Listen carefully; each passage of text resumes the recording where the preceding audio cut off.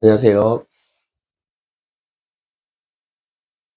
12연승으로 사주풀이 한번 보여드리겠습니다. 병무일간 하도동법으로 우리가 12연승을 같이 보는데, 12연승 보는 법은 세 가지가 있습니다. 일간을 놓고 연, 월, 일시를 보는 게 통상 우리가 알고 있는 12연승법입니다. 일간이 원형 이정을 거치면서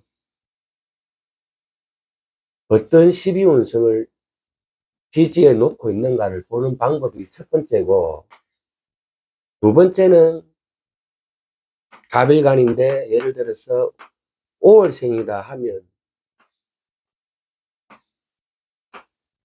연간, 월간, 일간, 시간을 보는 법이 있습니다.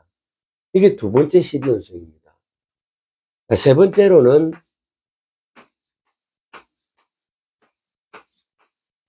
이렇게 간지를 보는 12운성이 있습니다. 이 12운성법에는 일간을 중심으로 보는 12운성이 있고, 나를 중심으로 보는 거죠. 두 번째는 연간, 월간, 일간, 시간을 월지에 대입시켜서 보는 겁니다. 세 번째는 연간, 월간, 일간, 시간을 간지로 보는 겁니다. 간지로. 이 세 가지가 12운성으로 쓰는 방법입니다.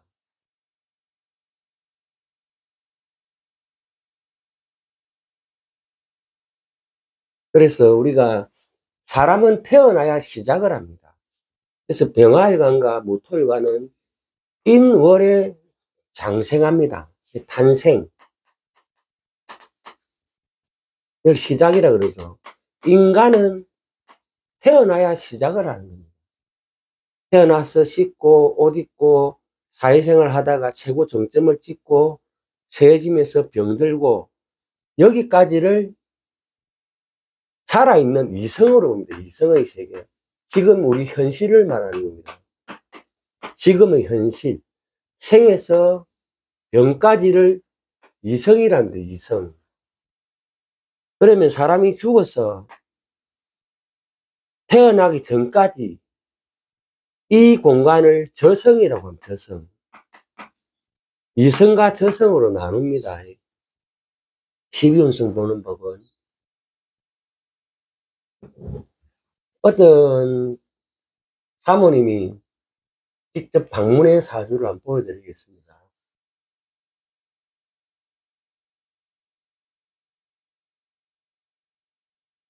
여기를 저성으로 놓습니다. 저성. 무토일간이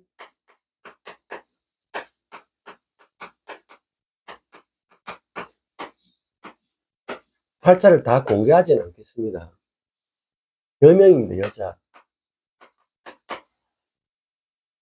서랍가만 가면 첫 마디가 사별하셨습니까? 또는 이혼하셨습니까? 라고 질문을 한답니다. 어딜 가도 첫 질문이. 그래서 저한테 찾아와서 왜 자꾸 그런 질문을 받게 되느냐 라고 저한테 물어오신 분인데, 자, 제가 12운성 보는 법은 연월 일시를 월지에다 대입시켜서 보는 방법이 있겠습니다. 월지에다가. 자, 그러면 식이 왕하죠. 신월에 경금이 떠서 왕합니다. 그럼 경신록입니다. 록. 그리고 갑목은 갑신절입니다. 절. 잊혀진 계절입니다. 그렇다면 경금은 신월에 록을 잡고 갑목이 남편성은 절진데, 그러면 이성이, 살아있는 이성이 저성을 극하거나 죽일 수 있을까요? 극을 하거나 죽일 수 있을까요? 이게 가능한 놀이냐고. 록지가 어딘가에 잊혀져 버린 이 감목을 죽일 수 있냐고요.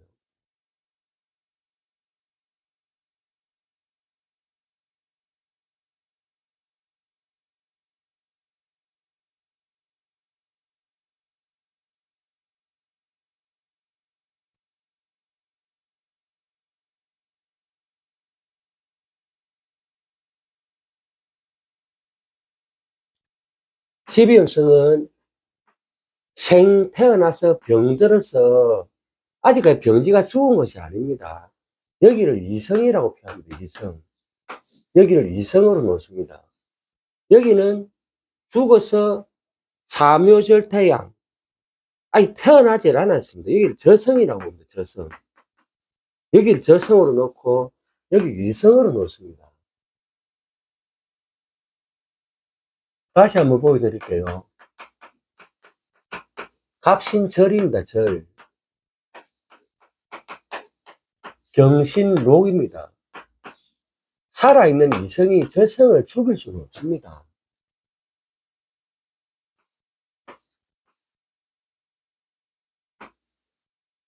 자, 임일간이 왔습니다. 5월생입니다. 5월생.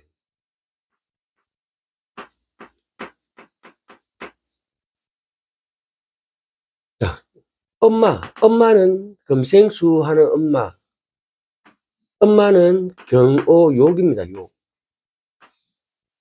생 다음에 모욕하니까 반짝반짝하고 예쁘겠죠. 화장도 하고. 그런데 월간의 부친궁 또는 일주의 언니나 오빠가 임오태지입니다. 태지. 아직 태어나지도 않았습니다. 잉태. 여기는 저성 공간입니다. 그런데 엄마가 금생수가 될까요? 살아있는 이성에서 아직 태어나지도 않은 죽은 저성을 금생수가 될까요?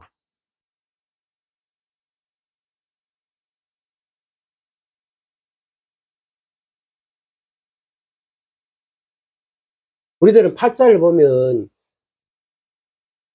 상생상격에만 너무 몰두하다 보니 이런 12운성을 잘 보도 안 하고 금경목, 금생수 이렇게 얘기를 한다. 그래서 12운성에는 다시 한번 설명드리면 일간을 기준으로 원, 형, 이 정운이라는 12운성이 존재합니다. 이건 일간만 보는 겁니다. 일간만. 두 번째,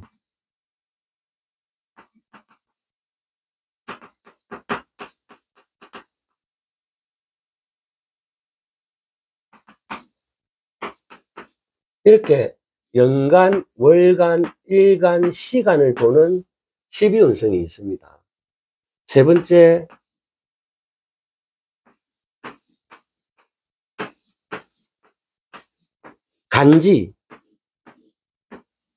간지를 보는 12운성이 있습니다. 간지를 보는 12운성은 예를 들어서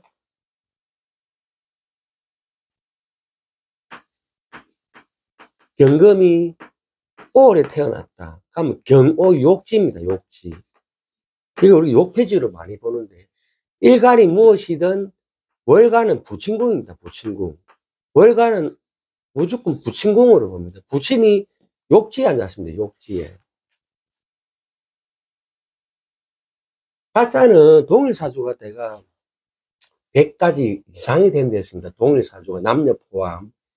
그래서 다 그렇다고 말씀드리는 게 아니고 이렇게 팔자가 주어지면 부친궁이 욕지에 앉습니다. 욕지에.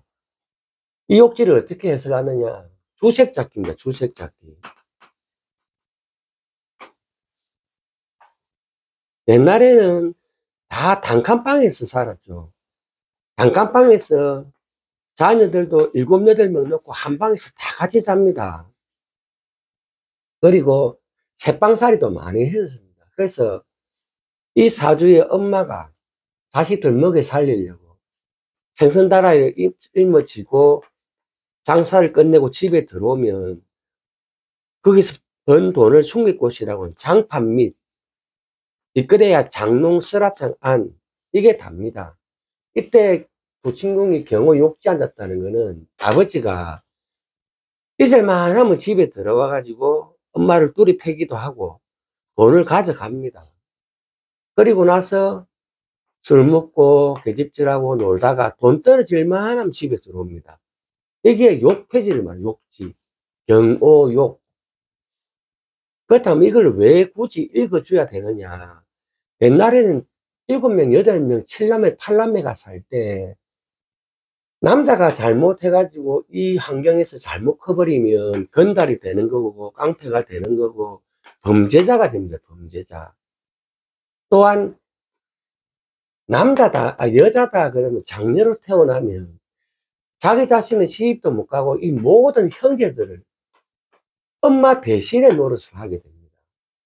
그래서 월간에 갑자욕 또는 경오욕이 앉아 있을 때는 이걸 간지로 읽어주는 걸 말해요. 간지로, 욕지. 잘 맞습니다, 이거.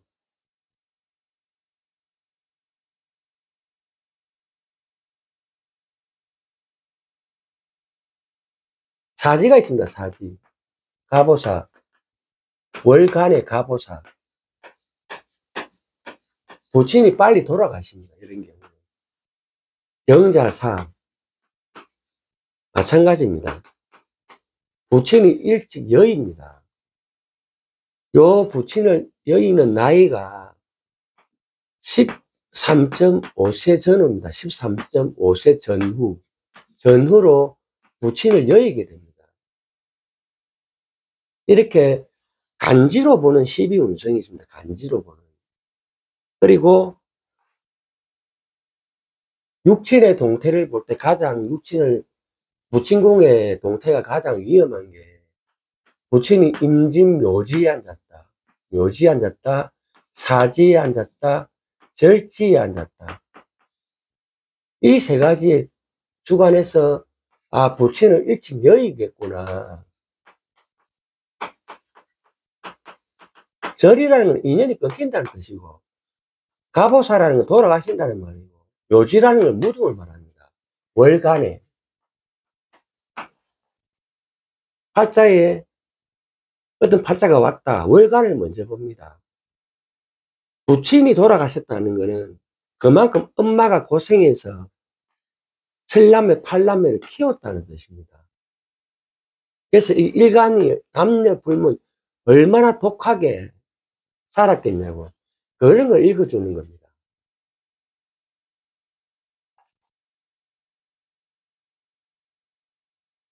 근데 명리는 항상 일간 위주의 학문이다 보니까 일간만 놓고 나만 잘 살면 돼로 가버립니다. 나만 잘 살면 돼.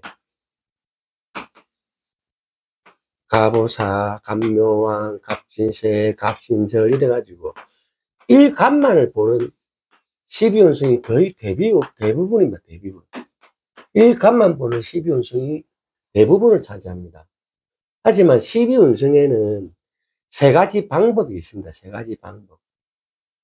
그래서 12운성을 얕게 보시면 안 됩니다. 욕이 어떻고, 대가 어떻고, 록이 어떻고, 물론 하나하나가 다 중요하지만, 사막계도도 읽어줘야 되고, 이렇게 12운성 방법이 하나부터 세 가지가 있다는 거, 이걸 아셔야 됩니다. 그래야 18자를 열어보면, 육친의 죽음을 바로 읽어낼 수가 있습니다. 연습 한번 해보십시오. 잘 맞습니다. 오늘은 12운성 숨은 비밀 처음으로 한번 공개해 봅니다. 다음에 또 찾아뵙겠습니다. 감사합니다.